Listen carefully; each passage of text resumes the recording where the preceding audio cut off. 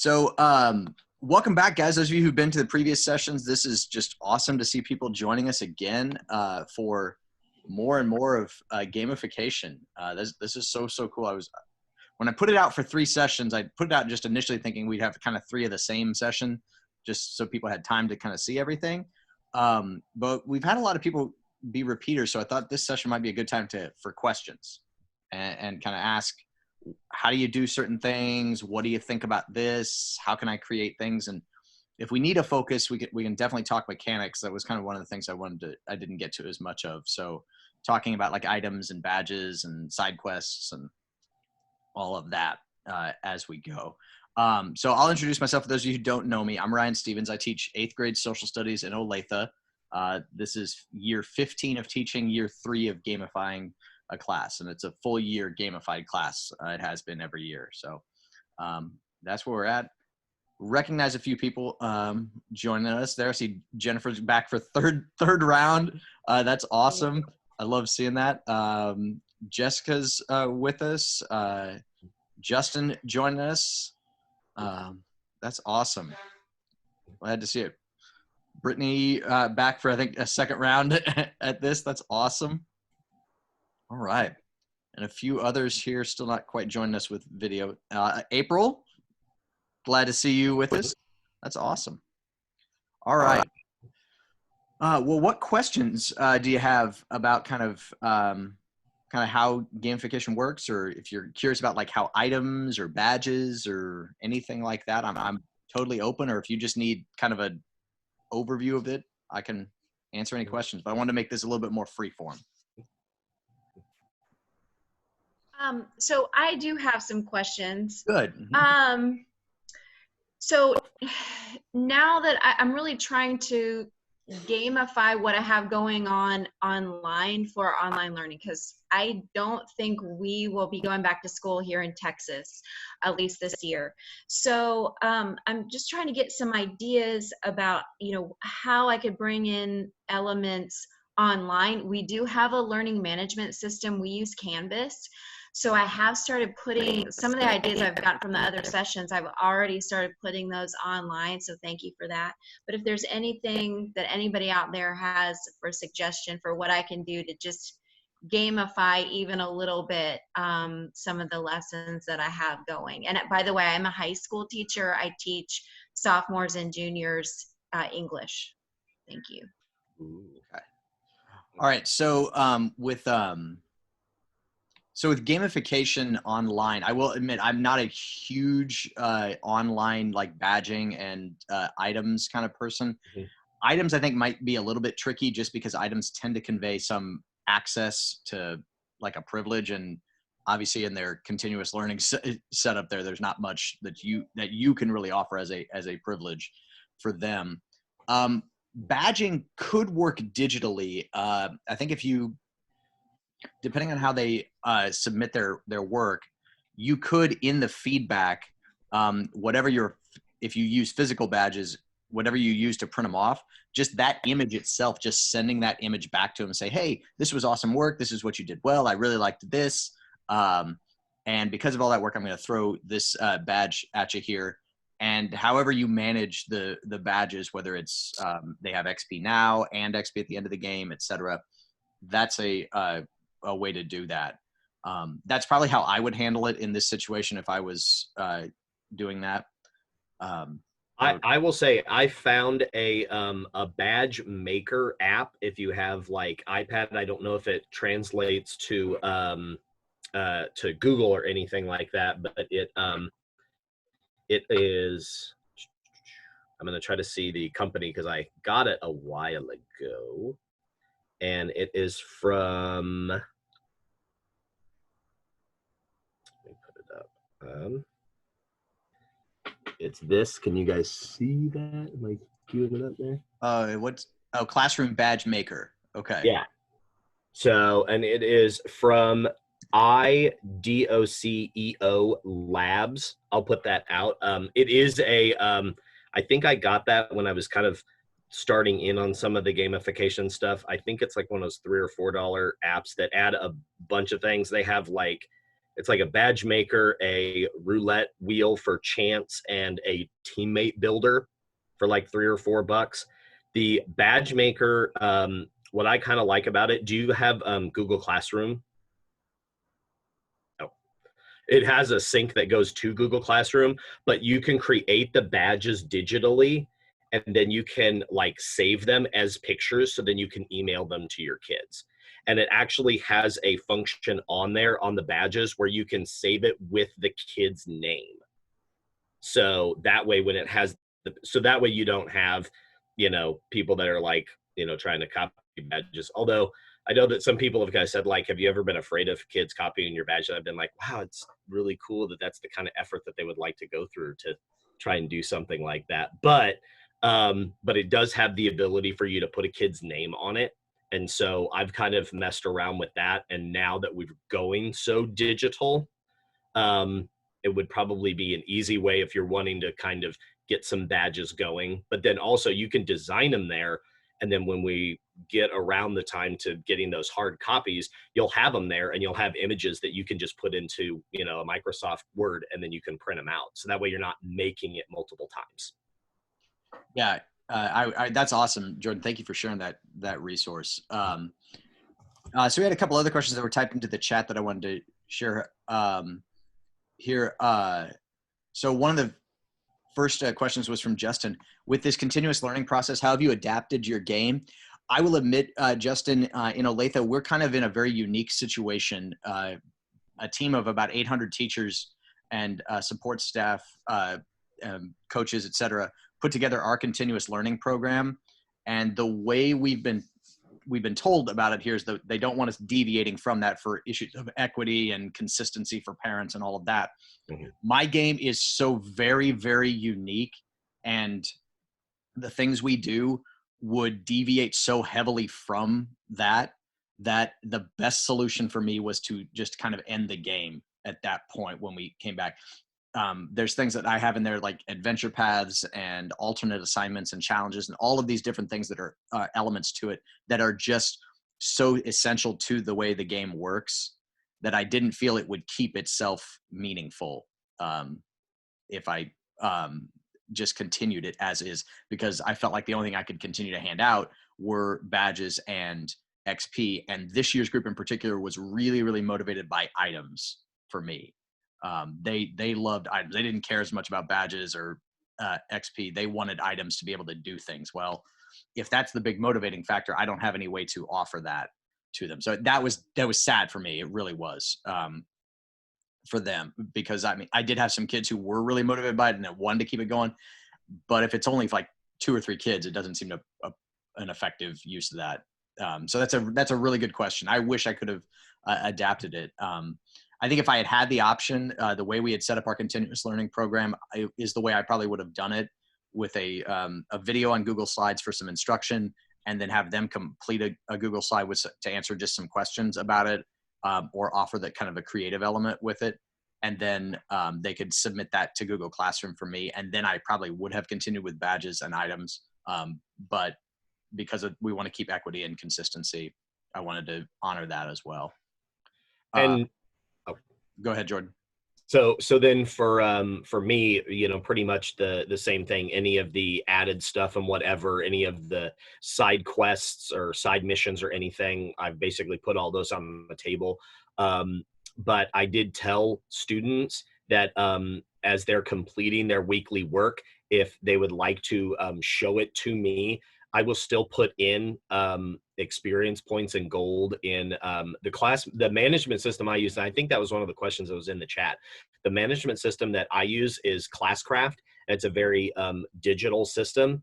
And so I still have kids that are checking in on their characters and stuff like that. So I have told them that all of the continuous learning stuff, if they show me what they've got and they post it, then I will give them the experience points and gold, but let them know that there's not going to be any of the other stuff that goes along with it, again, to try to keep with all of the equity and everything that our district is doing.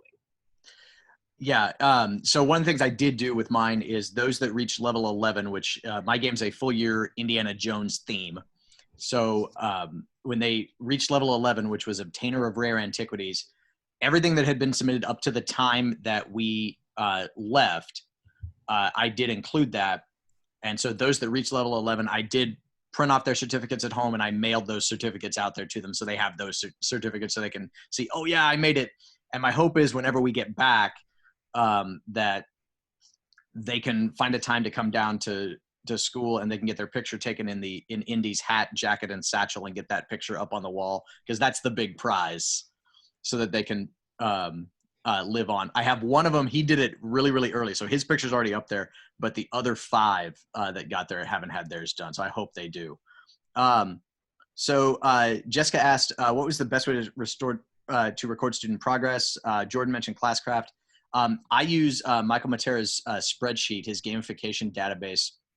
It is well worth it if you are looking to create a world from scratch, or take a pre-existing kind of universe and layer that over your curriculum. He spent about 2,000 hours coding it. It is it's outstanding work. It's awesome.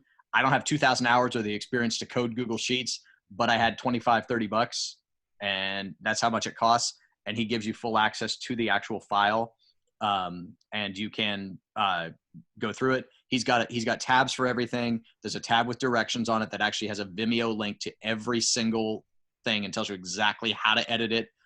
He's color coded it too, so that you know what stuff you should not mess with, because it will mess up all of the coding.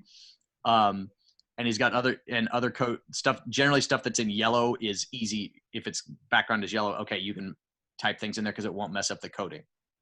And it's very, very easy to use. Very nice resource, and I keep track of it that way for me. And it's been a really, really handy resource because of the way I can publish a leaderboard as we go.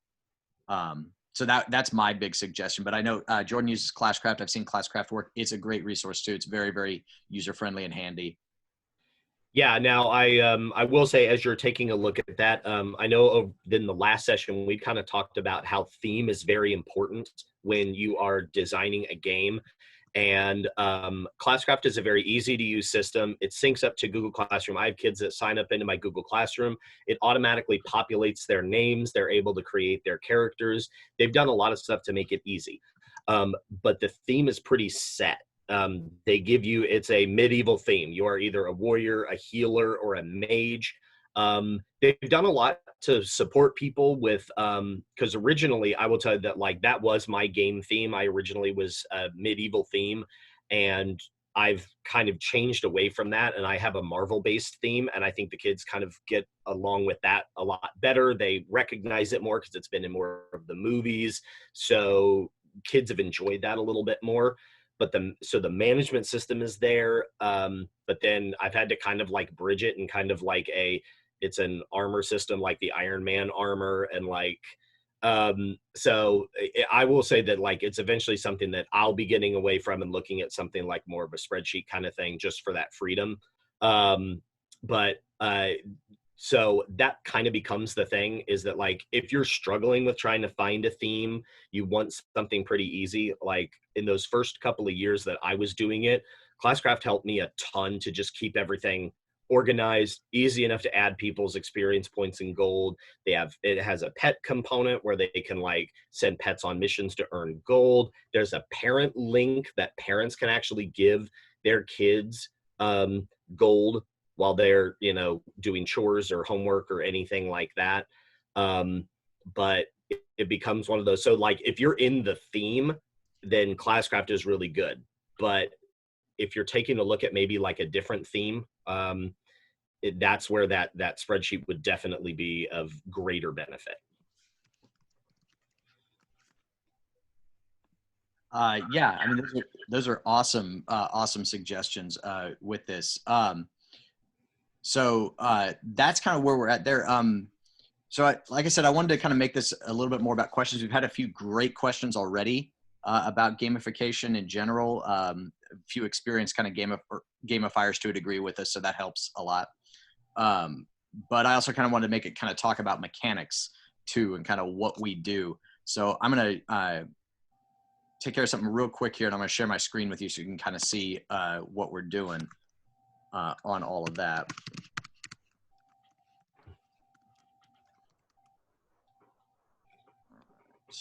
Share my screen here. All right. So this is one of the resources we shared, which was mtgcardsmith.com. It's basically a way to create custom Magic the Gathering cards, but they work really, really well for item cards if you're looking to make physical item cards. So so these are just some of the ones that I had put together. Some of them come from the Indiana Jones universe. Others are ones that are connected to U.S. history as we go to kind of bridge the two, which is my content with my theme. So there's some of these here that are pretty simple. This one adds 100 XP to any mission or fortune and glory quest. Others allow them to listen to music while they work, you know, those kinds of things as we go. So I'll kind of show you how I go about that real quick.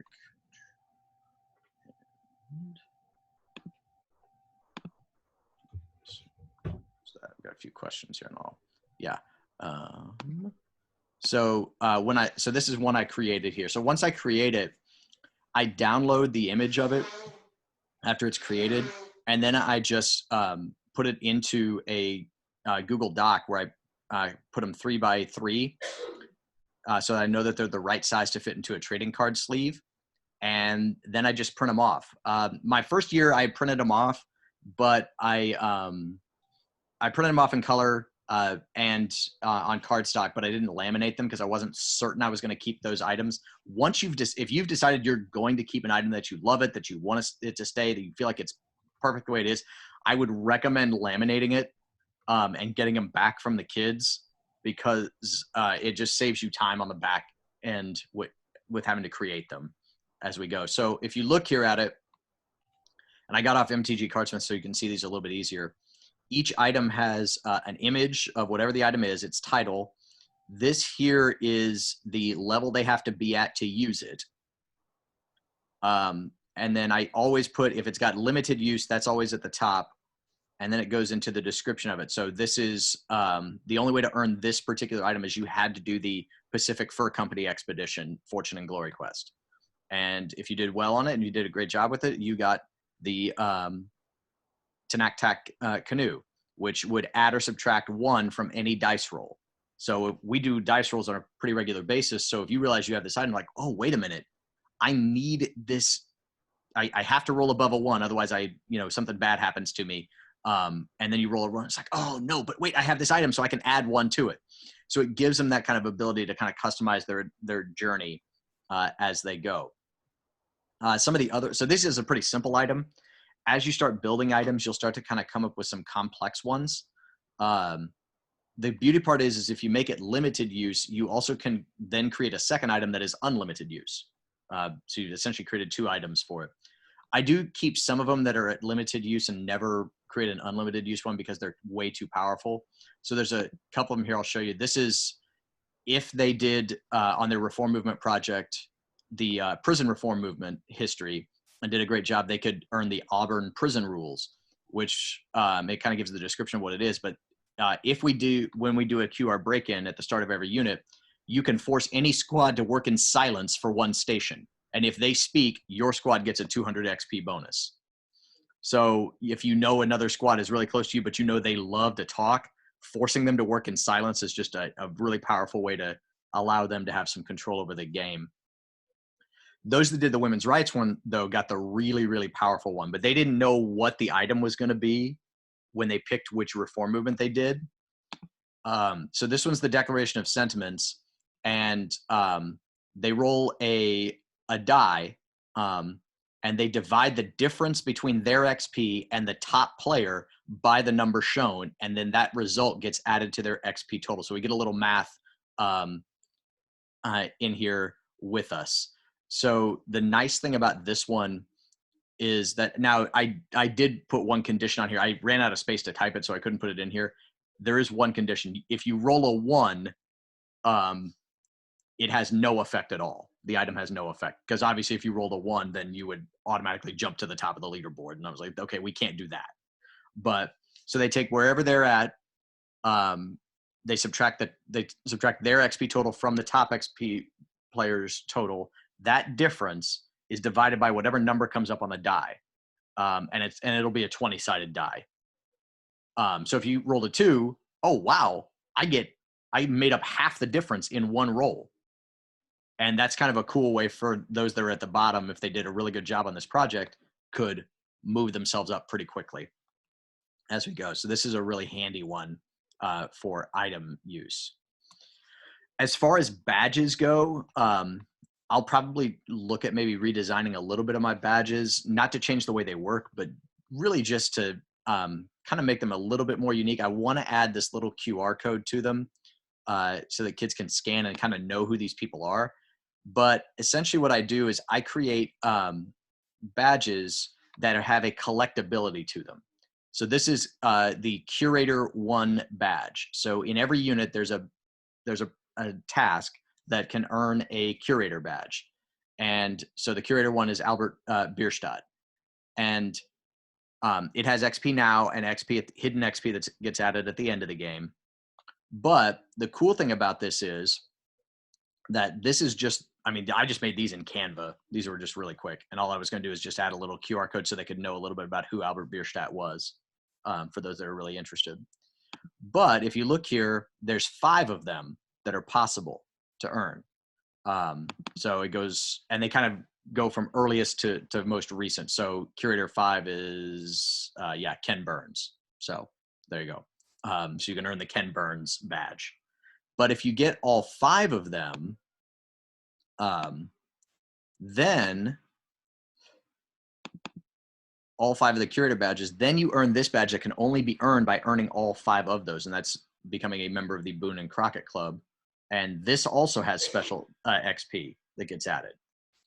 There's also one that if you, I'm trying to remember where I put it, but if you earn 4 of one type and 1 of each of the others, then you earn the Stephen Mather badge, which has also a bonus XP. So there's a lot of bonus with it as we go in the collectability in it.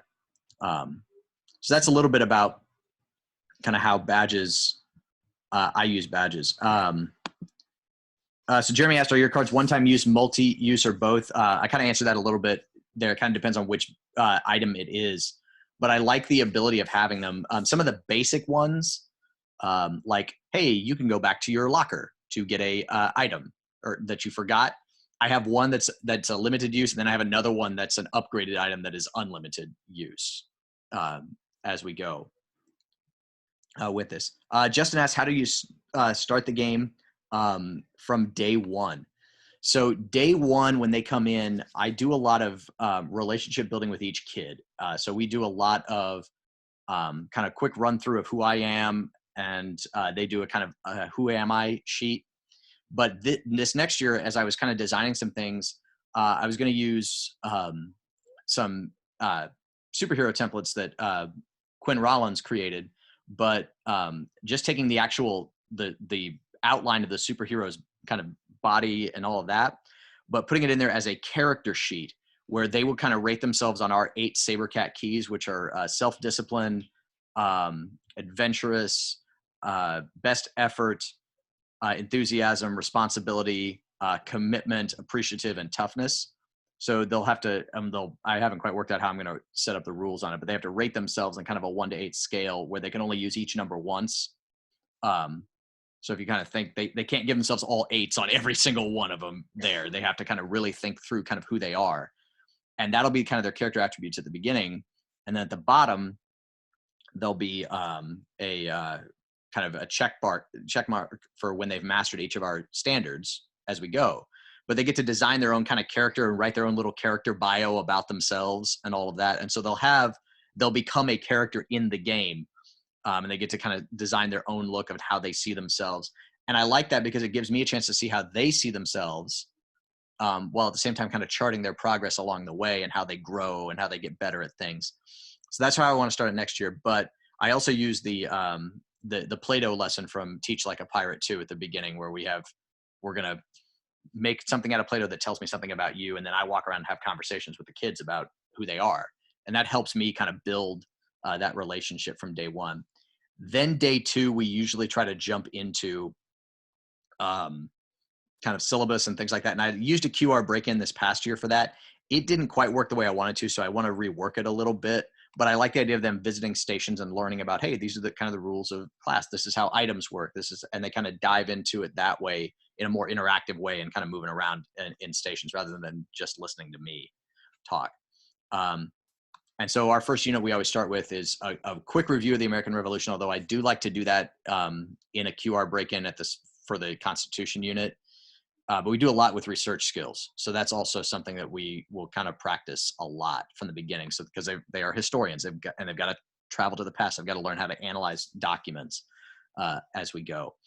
And so then the game becomes almost self-paced is the way it works. It was semi-self-paced this year. I would like to get it to a point where it's almost completely self-paced, where they can work as a squad to go through all of the break-ins at their own pace, and then they're ready to jump into the unit as they go. And then kids are at different points. I've worked on a game board that I'm hoping to get launched for next year, where kids can actually like chart their progress on the game board and where they're at in the world and every unit as they go, and how items can have certain abilities and all of that. That's so Jeremy asked about launching it with a movie style trailer. Yes, I do have a trailer where I pulled clips from the Indiana Jones films, spliced that in there, and that's kind of part of our setup. So like a silhouette making their own avatar. Yeah, that's kind of a great setup with all of that.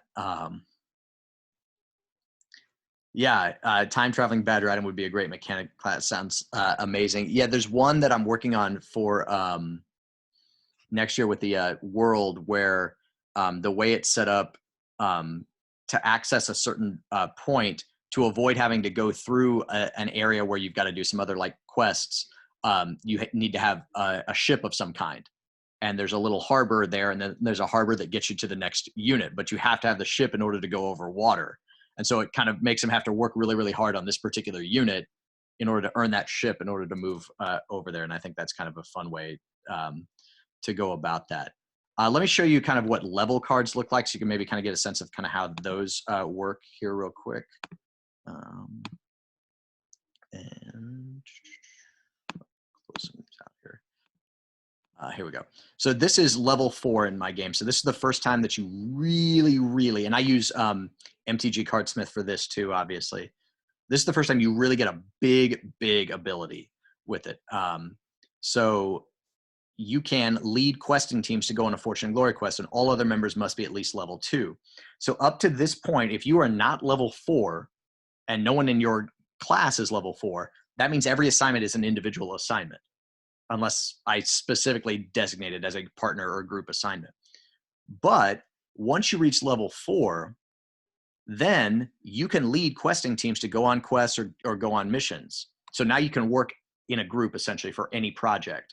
But what we talk about with it, that's a great opportunity to talk about projects, is look at the requirements of the project first. Decide how many people you really need to make this effective. So when we talk to kids about it, we talk about what the project looks like, and I'll say, okay, so if you look at this project, do you need 5 people to do this? And I'll say, no, like maybe 2 would be helpful. I said, okay, good. So you're thinking about what's the best size of group for collaboration. And there's a great skill in that, so that they learn how to manage groups and how to work together and how to pick those. And so that's a great conversation we have with this particular one. And so then as they go, when they level up, they trade me out their old level card and I give them the new one, so that they can kind of see how that works. And that's that setup there. Right. So Jeremy asked, what device do you have? We are 1-to-1 iPads. So that's how we use those QR break-ins. And yeah, they do use those for it. I do try to provide paper versions if possible. Some of them are video based. So I try to also use a URL shortener link as well with the QR code. So for those that might be, hey, my iPad's broken, I've got to use a laptop, or my iPad died and I need to use a laptop, they can just type in the shortened URL and get to the video link.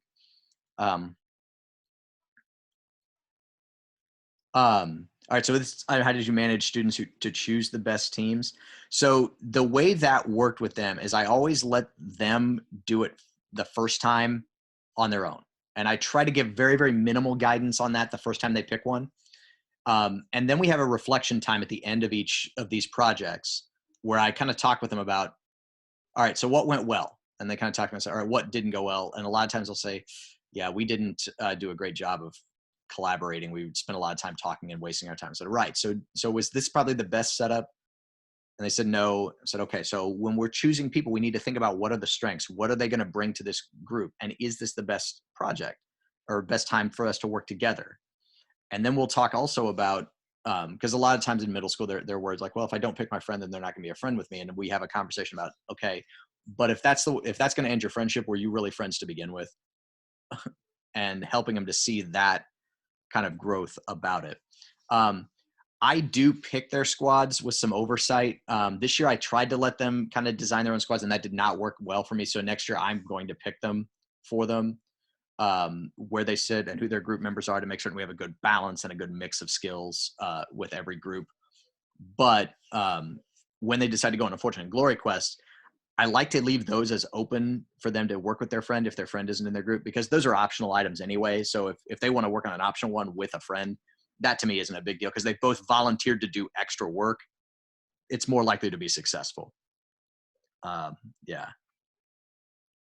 And I like that idea of, like, if we start with those attributes from the beginning, it may help them kind of see, oh yeah, I really could use somebody who's really, really strong at speaking in presentations, or I need somebody who's really, really good at design with this, or even just, I'm somebody who's motivated by achievement. I'm an achiever. I like being at the top of the leaderboard, and somebody else is motivated more by being a socializer and having that interaction with it. But they're not very strong in being an achiever. That doesn't motivate them. So if I am an achiever, even though I like to talk with my friend, but they're not motivated that same way, they may not be the best person for this project. And helping them to see how these things work together. And there's a good object lesson in that. And there's a good kind of just teaching of those, we call them soft skills, but I think they're so essential for us in the world here. Yeah. As Jennifer said, even in high school, choosing their groups for them does work. Yeah, it's a hard lesson when you get told you don't get to work with your friend, but we've all been through that. And then the moment when we had to work with somebody we didn't think we would work well with, and all of a sudden we discovered, oh, wow, they've got some really cool talent, some really cool skills. And I think that's a good time to work with kind of like setting group norms and expectations on a project. Like, hey, who's going to be responsible for what? What do we expect from you when you are here working on things? If somebody's going to be gone, what do we expect of them? Are they going to email everybody in the group and say, hey, this is what I was working on here. I'm sorry I can't be there today. This is what I need to this is what we need to get done. I'll work on some of this from home if they can, and just kind of sharing that out and having that good communication. So any experience with social emotional learning, with gamification, with items, badges, and mechanics? I haven't done much with that. I did a little bit with one item. It was Baldur's Ring, and I created it around Christmas time, and it allowed them to roll a die, and it was a 20-sided die, and whatever came up, I was going to multiply it by 10, and they could gift that resulting XP to anybody who was not in their own squad. So they couldn't get a bonus to their squad for it, but they had to go find somebody else who could use it. And I think that's a fun way to kind of get them to, get into the spirit of giving and realize, hey, this is somebody who's really been really kind to me, or somebody who's a good friend of mine that's not been doing well on the leaderboard. I'd like to help them a little bit as we go. And it's a neat thing. And usually what I do is they come up to me and they just say, hey, I want to give this to Johnny, but I didn't want to tell him right away. And so they roll a die and everything. And I say, all right, I'll take care of it. And then I walk over to that person and say, hey, and I ask them if they wanted to stay anonymous, or if I can tell them, and say, oh, hey, your friend was really kind, and they gifted you this much XP. And I'm like, oh my gosh, that's so cool. And they get to have that kind of a fun thing. So are there situations when you would ever take away XP once a student earns it? They always keep it, can only go up. I'm a believer that XP is experience. It's a great question, Jessica. XP is experience. Experience cannot go away. So I do not take away XP in any way from a kid at all. There are situations when they can lose access to items. Absolutely. I can absolutely reserve the right to take an item away if it's becoming an abusive thing. So a kid who,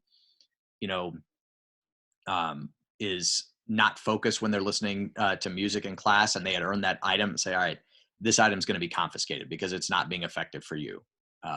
And so it forces them to kind of realize, okay, there's a responsibility here to use the freedom that's given in class to the best advantage. All right. One of the other mechanics I threw in this kind of second year of gamification to a degree and then really ramped it up this year is what are called adventure paths. And so I'll share a little bit more on those as we go here. So an adventure path for me starts off like this. So this is from the early national period.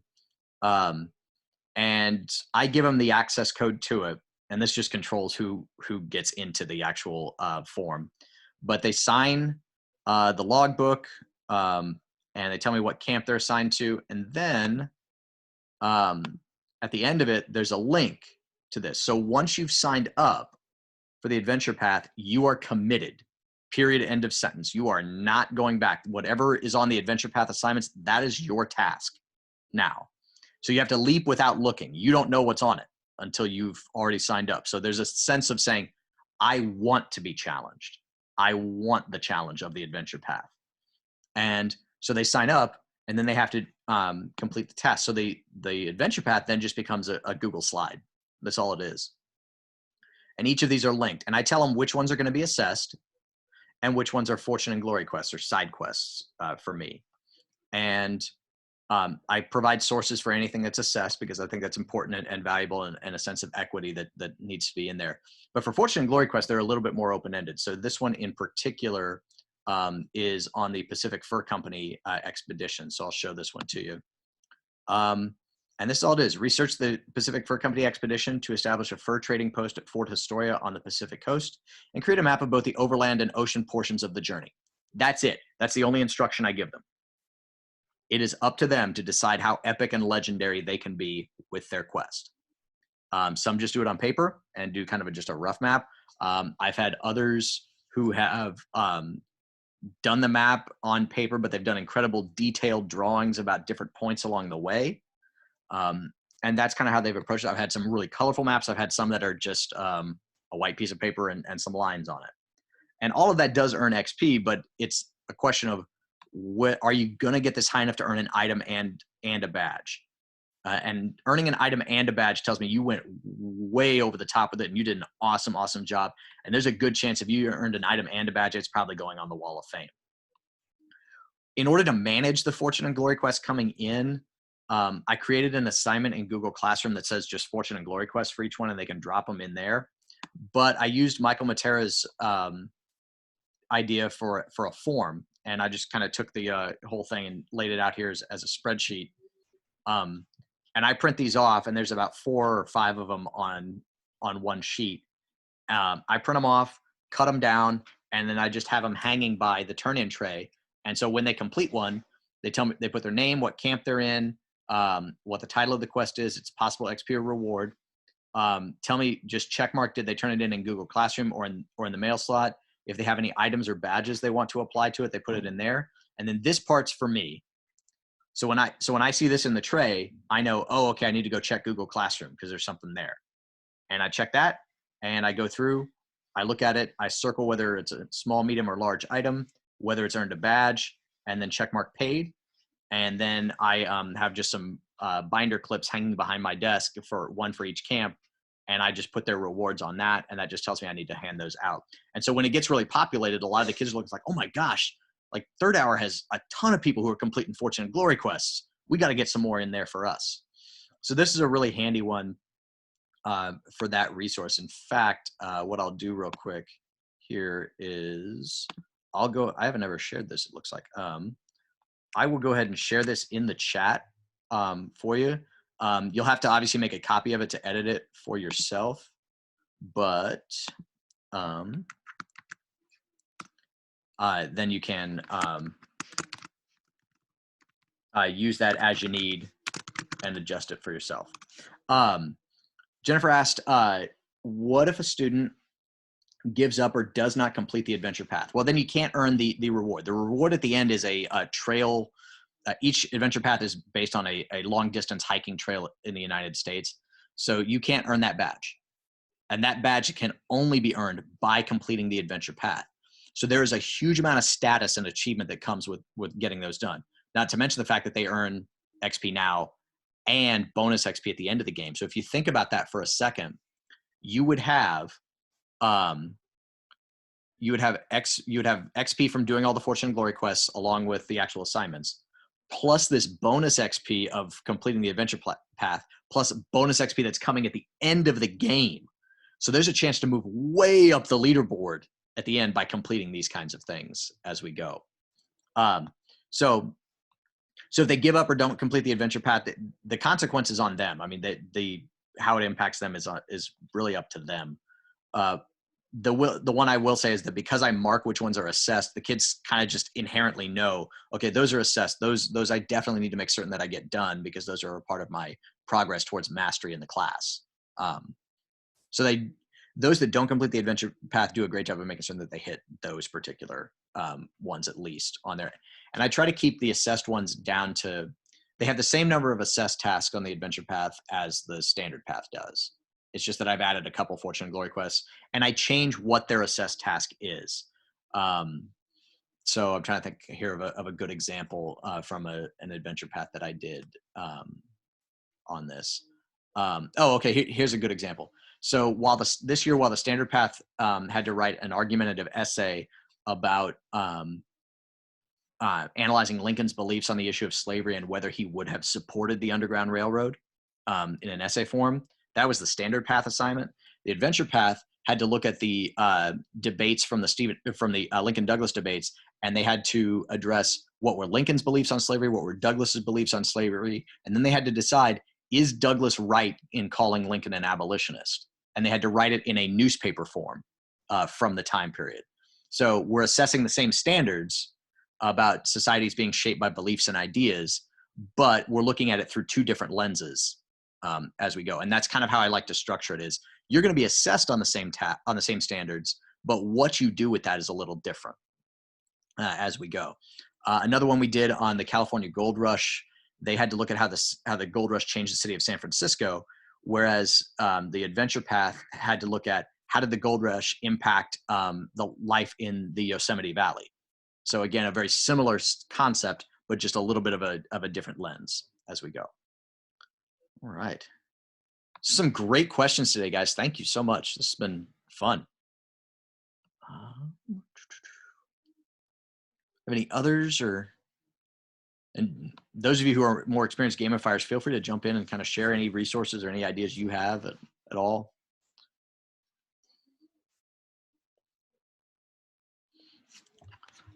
I know that we'd kind of talked a little bit about it in the last session. I don't know, Ryan's kind of hinted to it and giving some good ideas and whatever, but you do want to always kind of maybe think about some type of like cool end of the year thing as in way to celebrate kids that do well in the game. Like, what are you going to do for your winners? Okay. So sort of like Ryan says, when he's got somebody that's reaching obtainer of rare antiquities, they get their picture on the wall. And I'm sure that he has kids that come back and say, hey, look, there's my picture that's up there on the wall.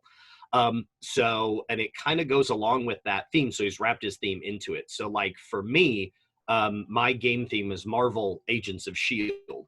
And at every S.H.I.E.L.D. facility, there is a humongous wall called the Wall of Valor, which is where agents that have lost their life in the line of duty get a star that goes on that wall.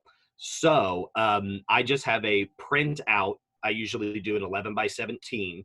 And every student that has completed my class gets to sign their name under their S.H.I.E.L.D. star for being the student for the whole year. But if you get all A's for me for all 4 quarters, you get a rare S.H.I.E.L.D. star. It's the classic one. So the modern one you get for completing the class, but then the old-timey rare one, the one that like Bucky Barnes would have gotten. That's the one that is for my A students.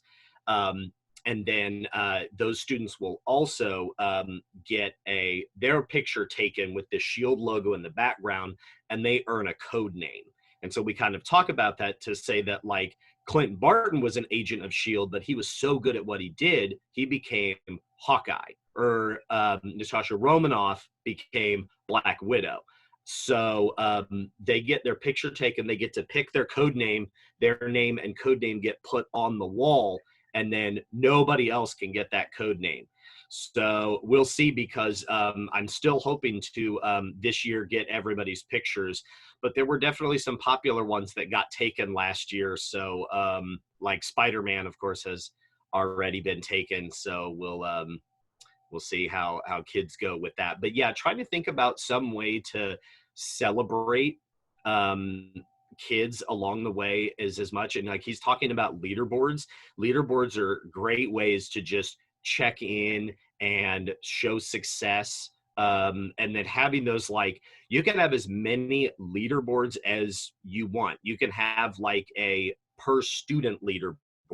You can have a squad or group leaderboard. You can have a quarter leaderboard. You can have a unit leaderboard. And I believe, Ryan, Matera's spreadsheet helps you to build all that in, so that like once you kind of get that set up, it kind of just populates and you send it out, right?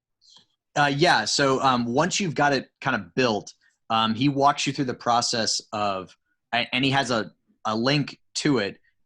Basically, it's just a blank spreadsheet. But when you post the URL, once you've published your gamification database, the whole thing, and you kind of where you enter everything in, if you put that link in the top of it, it will actually pre-populate all of it for you. So, and it will update about every 5 minutes. So what I did is, I did that. I have a camp leader. Camp is what I call my classes. Squads are what I call it my groups, and then the individual leaderboard. So I have those, and then I have QR codes for those in the room. So if a kid wants to go check it, they can just go check it. We check in about every week or so to hand out items and badges, and we do applause and all of that, and cheer on people who've leveled up or earned items or badges as we go. And as Jordan kind of explained, my whole reward system at the end of the game. But that's it.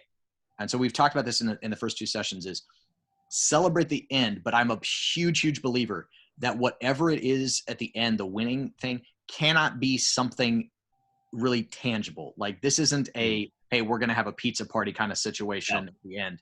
You lose all of it if it becomes something like that. It becomes so much more meaningful when it is something like just as simple as a certificate and this picture up on the wall. If you think about it this way, so let's say, so Ryan said the pizza party, that's the example. How many pizza parties have these kids had in classes for other things? You know, you really think about that. But there is only one class that they will ever earn their shield star and the right to sign their name that goes on the wall forever. There's only one class where they can get their picture taken as Indiana Jones and hang up on the wall. So when you think about those type of things and you think about those kind of tangible rewards and whatever, it almost significantly downplays how hard they've been working in your game. And we kind of think about that like, you know, I used to be a big Jolly Rancher handout person. And I mean, it was to the point where like I'm not going to say how much money I spent a year on Jolly Ranchers, but it was more than $10. We'll just leave it there.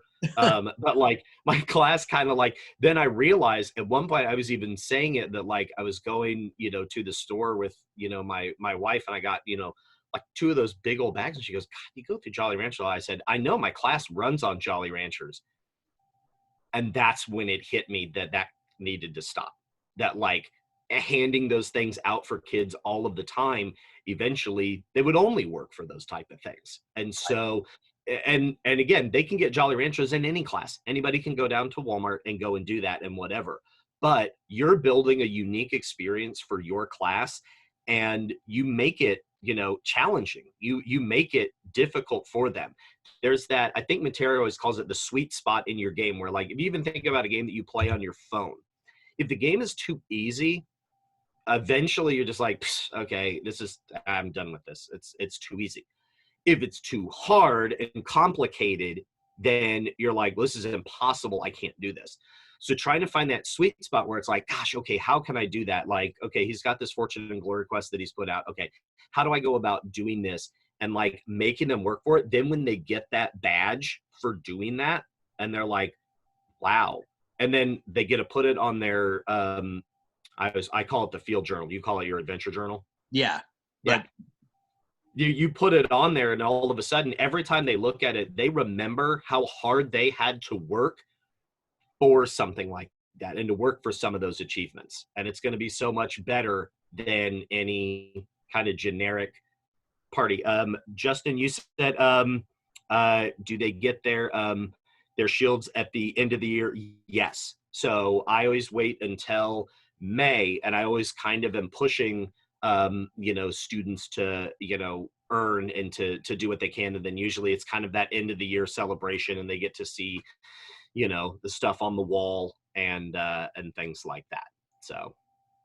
That's I always kind of remind them of all of those things coming up towards the end as we go. I also say that the nice thing about putting the badges on like their adventure journals is it also helps other teachers facilitate a conversation with the kid about, oh, hey, that's really cool. I haven't seen anybody earn that badge yet. How'd you get that? And all of a sudden you just instantly have another teacher who's asking about the game and getting interested in it. Online sticker maker. So actually I just made mine in Canva and just put them together on a Google Doc, print off the Google Doc, and then I just cut them out, and then the kids just attach them with tape or glue to their composition notebooks. That's all we do with it. Speaking of composition notebooks, what I did kind of at the end of last year, start of this year is, oh, that's a cool idea. Print them on label paper. That's a good thought. So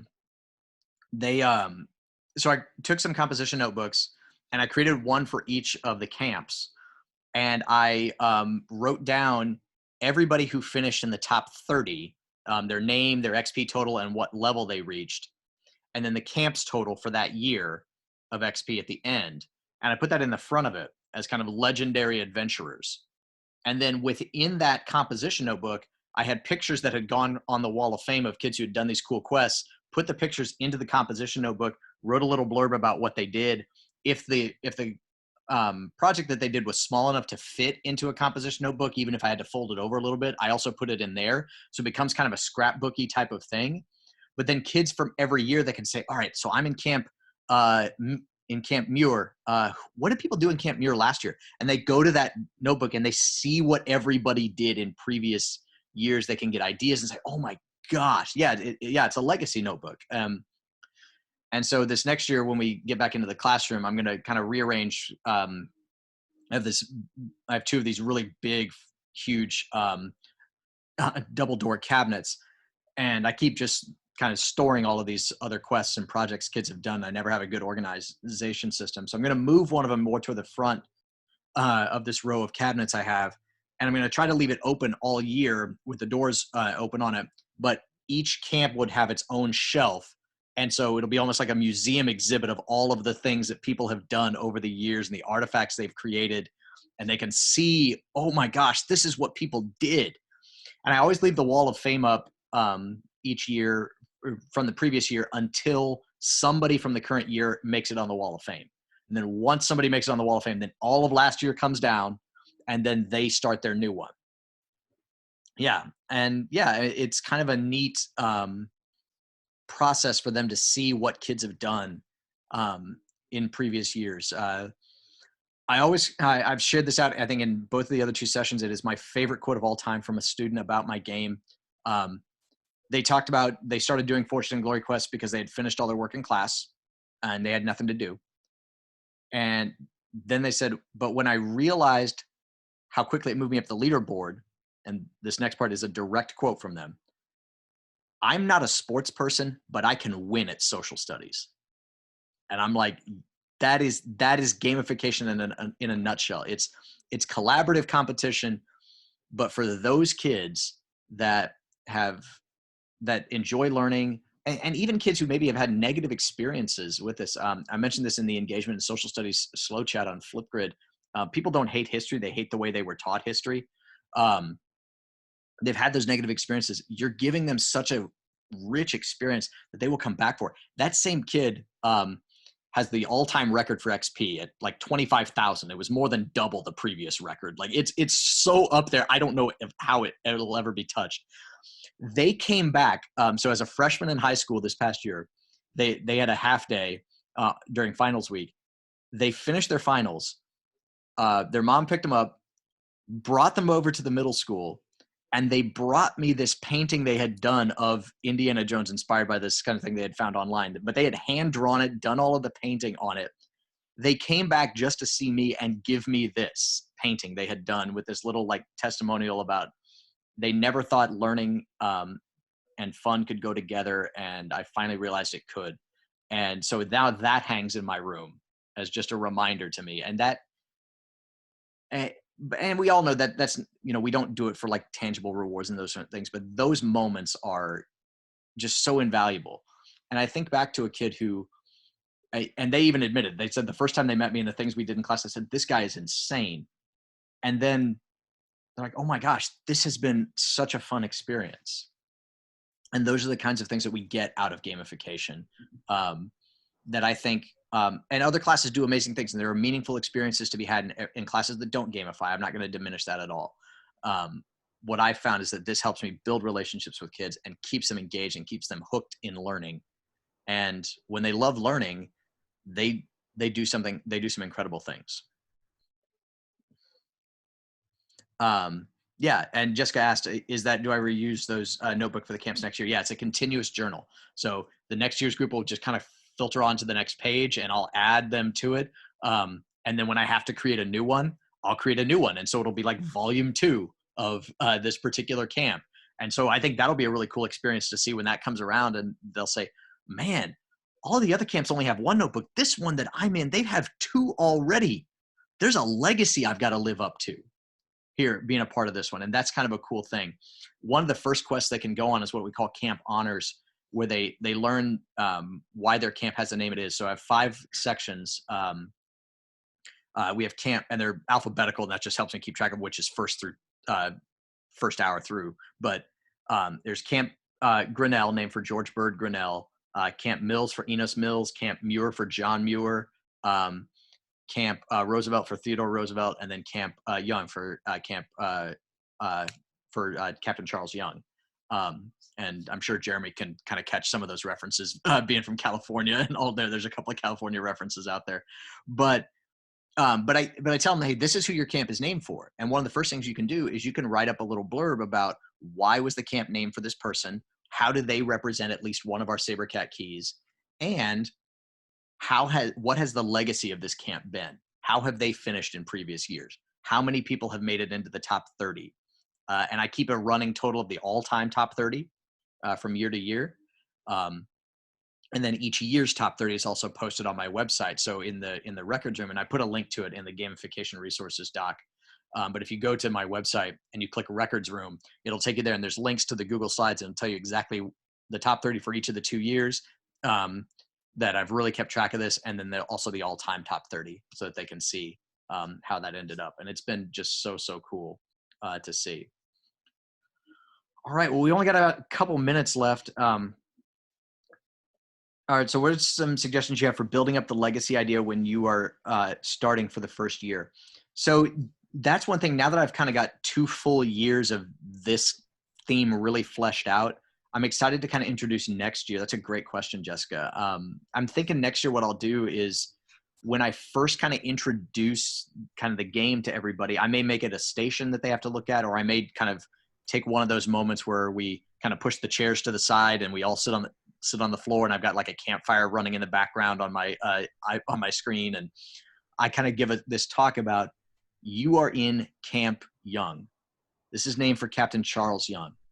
This camp has a legacy of finishing near the top of the leaderboard. Camp has a legacy of putting this many people into the all-time top 30, or finishing in the top 30 each year. This is a legacy to live up to. It is an honor to be a part of this camp. But like this year, like Camp Roosevelt this year had no one finish in the top 30 at all, had no one earn a single badge. It was just a class that did not do very well with that. They just wasn't something that was really motivating them. as much. So next year when I talk about Camp Roosevelt, I can say Camp Roosevelt struggled this past year. How are you going to change the legacy of Camp Roosevelt for the future? How are you going to change what Camp Roosevelt is all about? And helping them create a sense of belonging in a class and in a camp that's theirs. And I think that just does wonders. So for me, as I'm taking a look at this, I literally am coming this, like I'm thinking about this as you're talking about this, because like I love this idea. I'm thinking about putting this in my classroom, but I did not do that last year. So thinking about, because last year was really when I started my Marvel theme. But as you're thinking about those type of things and thinking about the history of stuff, it's that theme thing that you think about, so that like, SHIELD was a sort of new organization, but the original organization was the SSR, the Strategic Science Reserve. So I'm going to have an SSR journal for all of my people that haven't been in like a specific camp, and then say that this is like the early history. And then now you have a chance to write this new history. And I think that you can use something like that too. And I know that last year when I started in the fourth quarter. So like I had a whole game story that was completely different, and I changed it up. And that's kind of like, I know Ryan has said this many times, that like, there's no right way to do this. You do the way that works with your kids, and you do the way that works for you. So yeah, I actually had like Thanos come in and blow up my entire universe and had everybody become agents of SHIELD. And I just like, at first I was kind of like writing this, and I was reading this to my wife, and I'm like, are they going to go for this? I'm just sort of like, and now for something completely different. Like, is it a hard transition for everybody and whatever? But like, hands down, the kids loved it because I put that effort and stuff into it. And that's why, again, picking that theme that you like and that you really get into, that you know what's going on, that's definitely a big deal. So like, if I wasn't a Marvel fan, it would be hard for me to come up with these game elements and stuff like that. So again, picking a theme you love. Is anybody thinking of like a cool theme? Oh, I'm excited if I can share. Yeah, Yes, go for it. please. Because I did Jordan, I did a DC Marvel theme, and it was amazing. Those were the two factions, and how it worked is they overlapped, parallel universe. And so, like, well, who was better? So it was amazing. But I really wanted to go with a timeless theme, so I'm going to go to like Nobel laureates and do different. I'm a science teacher, so I'm going to do like different. I was going to call them factions, but that kind of separates them. So I was changing it to delegates, and there's going to be the delegates from the Renaissance era, and they're more like research based and like artistics, and then sci-fi or futuristic engineering. So I'm going to use like the main components of science, and then look at Nobel laureates for physics, chemistry, engineering, biology, and kind of use those as my badges. So thank you, Ryan, for those ideas, and Jordan as well. Yeah. When I came up with it, I had this strange idea of like trying to merge Indiana Jones with like my love of the national parks, and I did that last year. I was trying to put a square peg in a round hole. It really just wasn't a good fit. But then I looked at it and I said, okay, but these are still significant people in U.S. history. Keep those as the badges. Absolutely keep those as the badges, and keep those as the camp names, but focus more on the Indiana Jones aspect for the rest of that kind of gamified layer. And that has helped a lot and kind of helped them get into it. Yeah, Jennifer mentioned that thing about squads named after major authors of American literature. That is so cool. I love that kind of stuff. Earth and space thing. If you the signs of the zodiac. That's a good one, Jessica. That's Awesome. Yeah, those are so clever. Yeah, I mean, this is just great. I mentioned in the chat, a great way to continue the conversation is join us Tuesdays at 9 p.m. Central on Twitter for XP Lab. The community on XP at hashtag XP Lab, XPLAP, is one of the greatest online Twitter communities you will find. People who are willing to share, people who are generous with their ideas, and just the ability to connect with everyone I am blown away by the community that has been built there and the resources that I've learned from all of them. So absolutely. And so ready to help for like people that are just getting started out. And you start out with your theme, and you'd be surprised how many other people are doing it. And maybe you've got somebody that's like doing your type of theme and is like so willing to kind of like help you flush out some ideas and things starting out. It's a big deal. And I believe that this week is on I think it's basically kind of like how to continue your game in the situation that we're in. I think that's is that this week? Yeah, it is. Carol McLaughlin is leading it this week, and that's going to be the focus of it. So absolutely join us for that. We would love to have you join in, and you'll find some amazing people who will absolutely blow your mind with the stuff that they come up with and ideas. Tuesday at what time? 9 p.m. Jessica, 9 p.m. Central. And that's a great time to join us on all of that. It's nice because it only goes for about 30 minutes. There's usually only about 3 or 4 questions to answer and talk about with it. So that makes it a little bit easier than say like an hour-long Twitter chat, which kind of can be overwhelming to everybody and all of that. So I know we've run over the hour. So if you've got another session that you need to get to, please, if you need to jet out, go for it. If you need to, I'll stick around for a little bit if people have other questions and want to talk. Absolutely. But I'm going to go ahead and stop the recording here at this point.